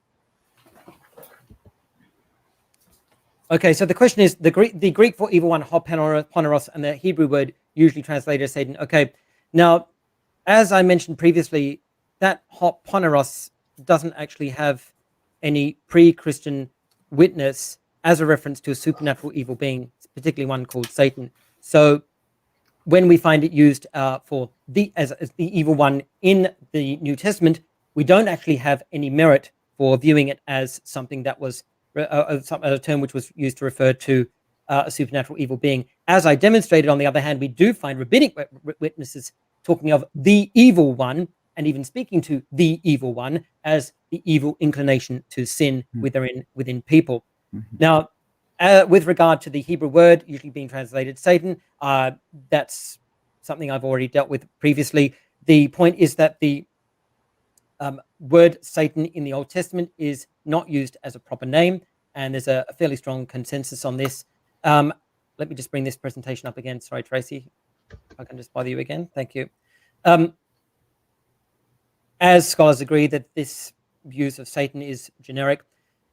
In summary, Breitenbach says, in summary, the 4 Hebrew Bible texts that mention a celestial Satan are probably datable to the 6th century BC or later. It's not clear that the Satan envisioned in Zechariah 3. It is clear that the Satan in Zechariah 3 is not the same being as in Numbers 22. Likewise, moreover, in none of the 4 texts is Satan indisputably used as a proper name. Likewise, Dresden says it was not until the 2nd century BCE that, because of outside pagan influences, the Yetzer, the evil inclination, was first conceived as an evil, independent evil force with a sinister mind of its own. Again, referring to Lincoln, Satan makes only 3 appearances in the Old Testament, and in none of these is it defined as a cosmic adversary. He's either a human opponent, or he is the God's obedient angelic servant. That is why Tate says that no passage in the Old Testament has to do with Satan or the devil in the sense of later literature and Christian theology. And in that sense, there is no Satan in the Old Testament. Not to say that there is no adversary, but there is no Satan in that sense. Likewise, Wolf says that contrary to popular thinking for the ancient Israelites, this figure was not the personification of evil that came much later. Likewise, Derek Brown makes the point that the Satan, the Diabolos in the Old Testament, doesn't always refer to the same person. So just the fact that the definite article isn't referring to one individual person or being who's referred to all the time. The main passages which were later read as referring to the Satan probably did not originally refer to this figure, and there is no single Satan figure of the Old Testament. Okay, thank you. Anthony, would you like to respond? Well, the audience is put into a difficult position here because there's a massive amount of dictionary and commentary evidence to the exact opposite of what was said there. I would argue that in Chronicles, Satan, without the article, is a proper noun. So the notion that it is generally conceded that Satan is never a proper name is contradicted by masses of scholars. I don't want to say that because it puts the audience and the public into a difficult position. Okay. Sorry, could I just take a little bit of time there to respond to the point on Chronicles? I think it's important that there is actually a massively greater scholarly consensus now that the Satan in the Old Testament is definitely not that later Christian development. Could I trouble you again, Tracy, to put this PowerPoint presentation on the screen? Yeah, we're going to try to keep answers to about 2 minutes or so, or we won't get through many questions. So even in standard Bibles like the New English Translation, in light of usage elsewhere, the adversary in 1 Chronicles 20 verse 1 is likely a human adversary, probably a nearby nation. Likewise, the Jewish Study Bible, many scholars have understood the Satan to refer to the infamous heavenly being, but it is more likely that it here refers to a human adversary. Likewise, Hicks quotes a range of scholars who believe that Satan here is a human adversary and points that there is no evidence that the noun is a proper name here. And there is a host of evidence here, and you can look at plenty of commentaries and Bible dictionaries saying the same. Thanks. Sorry, Tracy, for taking up a bit more time. Well, if I had a PowerPoint, I would simply say those as contradicted by just as many scholars. So I'll leave the public to deal with that. But certainly, however you take Satan without the article, it doesn't mean human nature. That whole idea of being the evil inclination has been imported from Judaism. It's not in Scripture. So we went outside the Bible there and talked a different language. Okay, so let's you're both doing great, and it continues with conversation. Let's try to just stick to our questions for our audiences. Give a brief answer, and we'll comment so that we can get through more of them. Otherwise, we won't get through very many. This one I'm going to pull up, and it says, "Please comment on God's conversation with Satan and Job." And there was another question. Of who or what was the Satan God was having a conversation in Job, and why did this occur? So basically, who or what was talking to God in Job? And Anthony, why don't you start with that, please? Yes, well, that's very interesting. There was somebody called the devil there who had a conversation with God. And you cannot have a conversation with a personification. So that's the end of that argument. It doesn't work. You don't converse with wisdom. Wisdom doesn't talk back to you. There's no parallel whatsoever. So nobody, as far as I know, in commentary is going to tell you that was a personification. Don't think it works. Okay. John? I agree with Anthony. I don't think it was a personification either. If I could have you bring up my PowerPoint presentation again, thanks. Can you just kind of share what you were instead of going back and forth there for the... Oh, yeah, sure. Actually, I'll just keep it on, okay? I'll keep it on.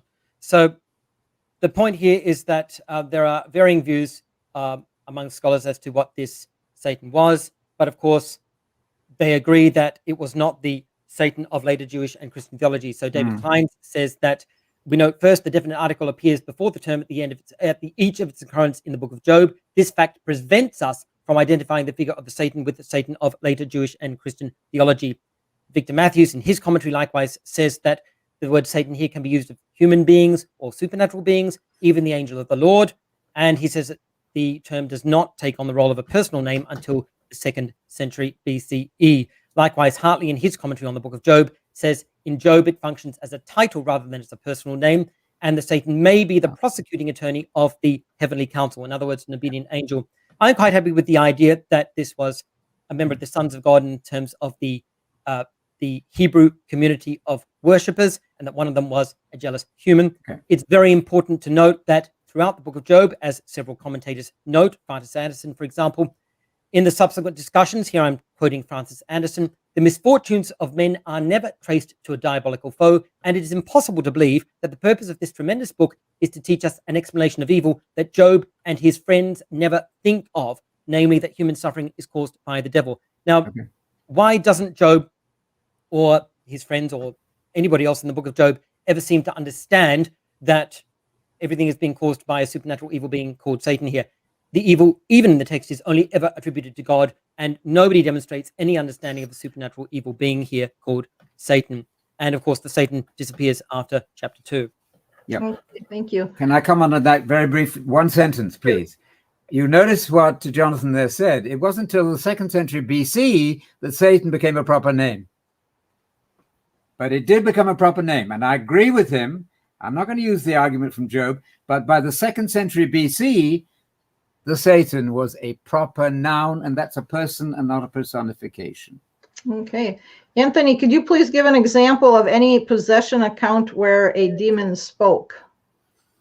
I've not experienced that. The nearest I came to it in Africa was there was a man we met in Africa. I've been in Malawi many times, and this gentleman seemed to know our names before we told him. Now, it could have been a trick, I don't know. But I have no personal experience of exorcism. Was there anything in the Bible, I think maybe they were asking?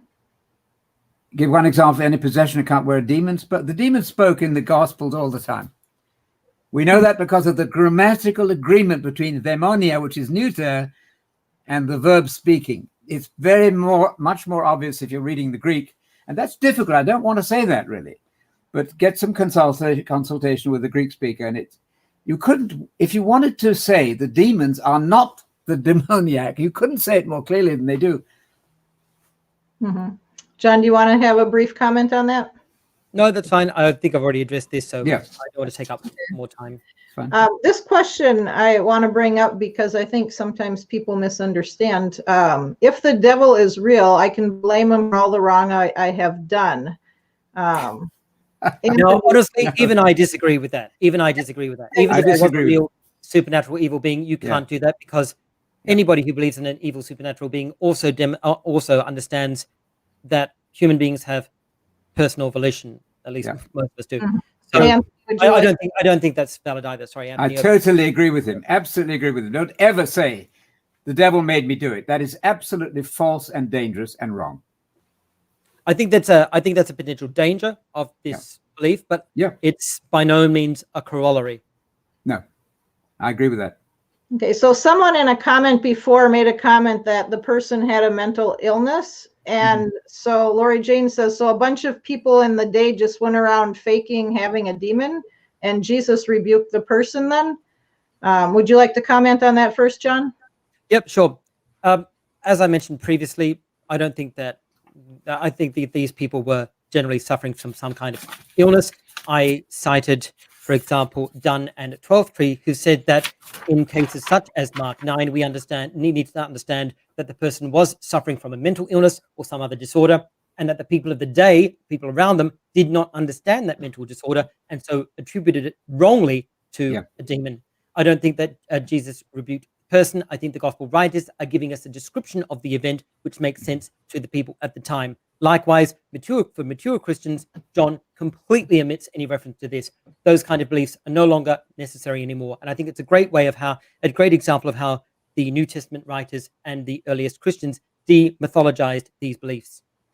Yeah, I want to simply say that Jesus is being doubted very severely on that answer, because in Mark 5:8, Jesus had been saying to the man, "Come out of the man, you unclean spirit." If that's not addressing a person, I don't know what would be. "You deaf and mute spirit, I command you, come out of him and do not enter him again." Jesus is obviously subscribing to the current idea of demon possession. But if the demon can't hear him, there's not much point in speaking to the demon. So I think that Jesus is aware he's not really speaking to the demon, even though the person who is unwell thinks he might be. The demon obviously can't hear him. So I don't think Jesus is actually speaking to a demon who can't hear. So why does the text say that he spoke to the deaf and mute spirit? I've addressed this previously as part of my accommodation argument. Yeah, it's the accommodation argument. We simply reject the idea. He's tongue in cheek. And that is a very serious sort of huge area that has to be debated further, perhaps. We'll keep going with questions, but for a moment, thank you both, gentlemen. It was very delightful. Oh, thank you, Riley. Thank you, Riley. Thank you, Riley. Yeah, and thank you so much for doing this, gentlemen. Very grateful for all the knowledge being shared. Good. Thank you, Leah. Leah, thank you. Let's see. We have a question here for Anthony. The one on the screen is one that we saw previously. Sorry. Yeah, if I accidentally cut it again here. Well, Alpeneros is the devil because of the three parallel accounts of the parable of the sower. One says it's the evil one. And actually, I just mentioned in passing that Jonathan was questioned about that by somebody who writes about him and against him, former Christadelphian. But he didn't seem to think you acknowledged that that was a masculine person. But perhaps now you would see that as an evil person, not an evil thing. Anyway, but he's dealt with that. That's fine. Okay. Anthony, how can angels sin if they cannot die? The wages of sin is death. Well, who said angels can't die? Good angels cannot. It's complete muddle of categories. We know that angels who are given immortality, they're given the power to go on living, are doing fine. But there are little matter of angels who sinned. And Christadelphians have to get rid of all that language. So I recommend you don't do it. You cannot just say, well, an angel means a sinful person or not. No, that's not right. No commentary known to me, and I haven't read them all, would dare to say that the angels who sinned didn't mean the angels who sinned. So you're up against the entirety of scholarship on that sort of thing. And you have a right to be, if you want to. Okay. John, do you have a comment or? Yeah, sure. I mean, I think that I would need very clear evidence in the Bible that angels can sin, not that there are two categories of angels, angels which can sin and angels which can't sin. Anthony knows that in the Old and New Testament, the word angels is used of mortal beings who are servants of God. And I believe that that's the context of the angels who sinned. Okay. Can I leave the public with this? The B'nai Elohim in Genesis 6, that exact expression always doesn't mean human beings. So you've got to tackle that extraordinary story there and not just get rid of it, because those words do have meaning. That particular expression never means other than angels, and the category difference is clear. They're people of Elohim interacting with human females. That's a devastatingly awful story, but it's referred to rather massively in Peter and Jude. Anyway, leave it. Okay, so we have a question here from Carlos. John, can you deal with Luke 8:30? Jesus asking for a personal name and the impersonal replying with a name. Sure. In Luke 8:30, Jesus asked him, that is the man, what is your name? And the man said Legion, because many demons had entered him. So the man is addressed, not the demon, and the man replies, not the demon. Anthony, do you have anything to add? Well, that might be true of that story, but it will not work in all the stories. You must have a principle that's going to work everywhere. There are other stories where the demon is distinguished from, and actually Jonathan admitted that. He said there are cases where it isn't distinguished, but you've got to deal with the cases where they are carefully distinguished. That's another discussion, but we need to look at that sometime. Okay, let's continue on because we have a lot of questions. So let's try to keep the answers succinct as the questions are, please. Yep. So for John, what happened in John 17:23? I and them and you and me, that they may be completely one, so that the world will know that you sent me in and have loved them just as you have loved me. Is that the text in question? John 17:23? If you pulled it up, I'm not able to pull it up right now. I'm not sure what I'm supposed to be addressing here. Okay, we'll skip it then. Any idea, Anthony? Over to you. We probably have the same view on what Jesus meant by that, the unity. Yeah, I think we probably agree on that one. I think this might be an accidental misquotation, but I'm not.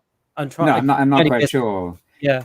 Can I just mention one thing on the previous question in Luke 8:32? I read the New American Standard Version. There was a herd of many swine feeding there on the mountain, and the demons, I read, implored him to permit them. Guess what? That them is the demons. So Jesus was talking to the demons there, and the NASB inserts the word demons there correctly, and he gave them, the demons, permission, not the man. Clear distinction. But we've been over that point a number of times already. Okay, here's one for Anthony. Sir Anthony, why does Paul in 1 Corinthians 8:4-10 infer that it should be okay to eat sacrifices to demons, except that a weaker brother who believes in other gods might see it, if in fact demons actually exist? Well, you have to remember, first of all, that Paul said we don't want you to have fellowship with demons. Fellowship with human nature? Obviously not. Fellowship with demons. And it's all right to go to dinner and not ask about whether the food's been offered to an idol, if your conscience will allow it. Perfectly reasonable. But the fellowship is with demons, Paul said. I don't want you to have fellowship, koinonia, with demons. What's that? Human nature? I don't think so. It doesn't work language-wise for me. Okay. John, would you like to comment? No, I think that the question is quite sensible. I think the point is pretty clear, and I don't want to contest what Anthony says because I think it's just going to waste time. Yep. Okay, so if someone has schizophrenia, bipolar, or Tourette syndrome, how can you distinguish them from being possessed? I can't. I don't know. I'm not in that business. I don't do exorcisms. If I did it as a full-time job, I think I might learn. I don't know. I'm talking about the Bible. I'm talking about what Jesus believed and what the New Testament presents us, and they knew the difference. I don't. So what? Okay. John, do you have anything to add? I think that this demonstrates dramatically the utility of the belief in demons. It's a solution looking for a problem, and there are, in fact, problems which aren't solved by it. The point is that in the New Testament period, Jews who did believe in demons treated exorcism as the first response. Christians these days, even when they do believe in demons, typically regard demon exorcism as the last resort. Yeah. So most of the time, even people who do believe in a supernatural, even evil, Satan, demons, go to doctors first. They certainly try everything scientific before they resort to what, for the first century Jews, was the first response. Okay, so John, Rephaim translated as spirits of the dead living under the earth, human or non-humans? Well, they're just simply the empty, non-living spirits. I mean, they're considered non-persons. I mean, they don't exist. If the question is actually what the Rephaim are, then that's another question. But I'm not sure if the question is asking if they're supposed to be demons. I don't think they're regarded as demons. They're not actually living. I don't think that the spirits here are living beings. I don't think they're described as living in the under the earth at all. So I'm not sure exactly what the question is getting at. Yeah, I can answer that one on 1 Peter 3. Jesus, when he was raised from the dead, in that spiritual condition, went and preached to the spirits in prison. He wasn't preaching to non-existent. He certainly wasn't preaching to dead humans. You can't preach to a dead human. We're agreed on that. He was preaching to the spirits who had been evil in the day of Noah. You can't say they don't exist. He didn't go preaching to nobody. That sounds like immortal souls to me. Okay, we'll have two questions here. One we missed. I think we talked about it a little bit, but I guess we didn't answer it well enough for Jonathan here. Septuagint translation of Job 1 through 2 and Zechariah 3 renders Hasatan and Ho Diablos. Yes. Is this the main source of the technical term to Diablos that occurs dozens of times in the New Testament? We've done Well, with I think that, I think. Well, go ahead. Yes. Well, he asked as I've more yeah, as times. I've mentioned before, I the Old Testament doesn't have a single Satan or Diabolos. The point is that, as I've cited from the literature previously, the Satan, even the Satan and the Diabolos in the Old Testament is never the same person all the time. And Great. and even Anthony would agree with I would this. agree with that. Yeah. So I mean, as I said, I cited Derek Brown previously, saying that there is no single Satan figure of the Old Testament. So I'm not sure exactly what the question is getting at here. The main source of the technical term Diabolos, the New Testament uses these terms in the same way as the Old Testament, insofar as it's not always the same referent. That's it. No, I agree with that entirely. But of course, it's never the internal human nature, ever.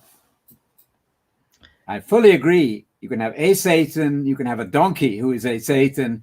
That is good information. But on the other hand, no case does Diabolos or Hasatan mean internal, non-personal sin. Never.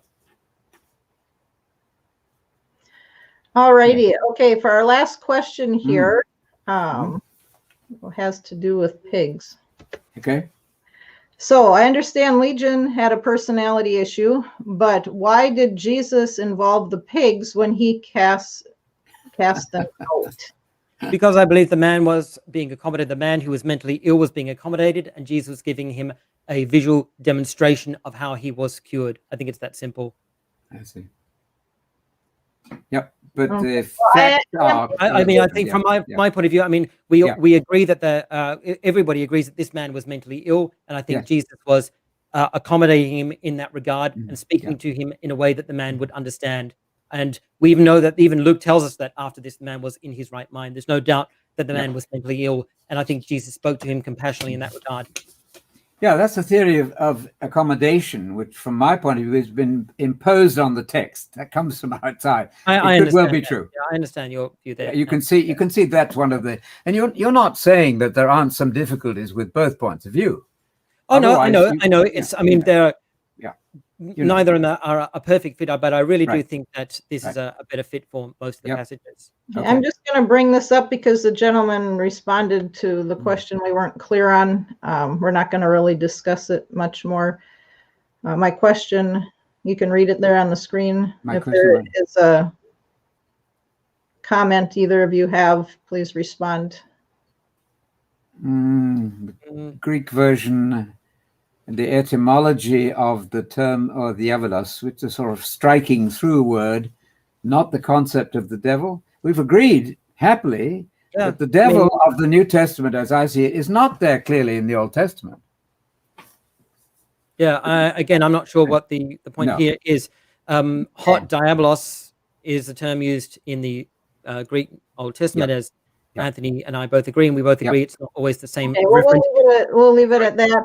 The last one I'm going to bring up is from a good friend, so we're going to let her ask her. So Michelle says, 1 Peter 5:8, who is prowling around like a lion to deceive us? Yes. If you would answer that, John, and we'll give Anthony, and we'll be done with questions after that then.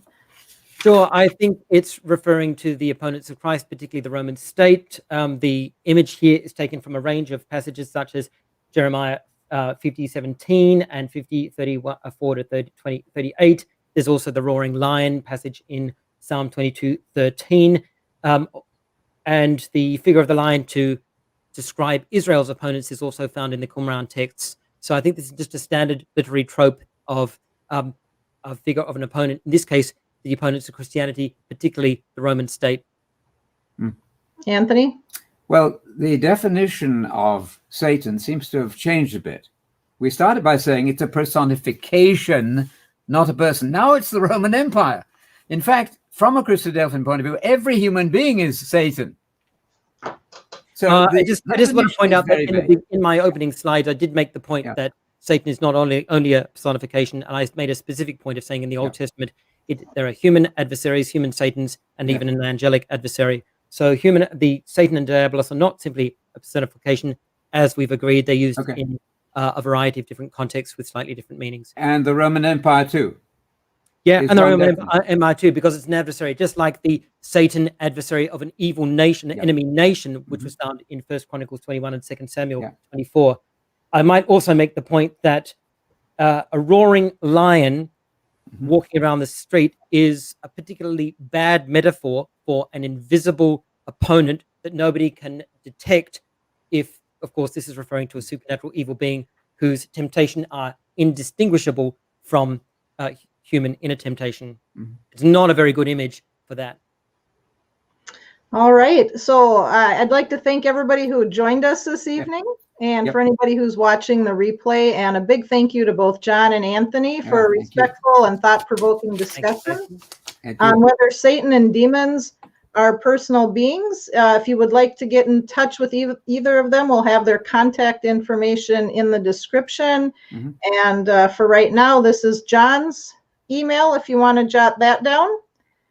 And then we have Anthony's email there. Good, thank you.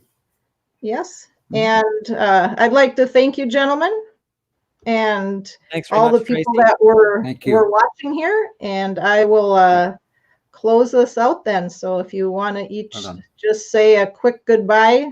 Well, I'd like to say thanks very much, not just for you, Tracy, but on the behalf of your organization for hosting this. Yes. Thanks again to Anthony for a really lovely discussion. I really appreciate the tone, as I've mentioned. We both have so much in agreement. I've got enormous respect for you and the work that you've done and the work that you continue to do. And I'm glad actually that we actually agreed so much on this Absolutely. discussion. There's a lot in common. I've learned a mass from all of this, of course. You do, because iron sharpens iron is a basic principle. Exactly. You've done a lot of work too. You're an English teacher, I believe. Yeah, that's right. So you have a knack with language. And so these are language issues for me, mainly. Anyway, thank you for your time. Appreciate it. Thank you very much, Anthony. Thank you. And thank you again, Tracy. So again, thank you. And we appreciate Anthony and Jon for taking the time of being with us today. And we always say when we do debates and discussions, please do not believe anything either person says. Go check it out. Be a good Berean and see what the Bible has to say to make your decisions as to what you see as true. Please do click the subscribe button below and the little bell so that you can be notified of other videos and debates and discussions that will be coming out in the future. And I pray that God's Spirit would guide you in your understanding as you read Scripture and ponder the question about if Satan and demons are personal beings or simply personifications. Thanks so much, and God bless.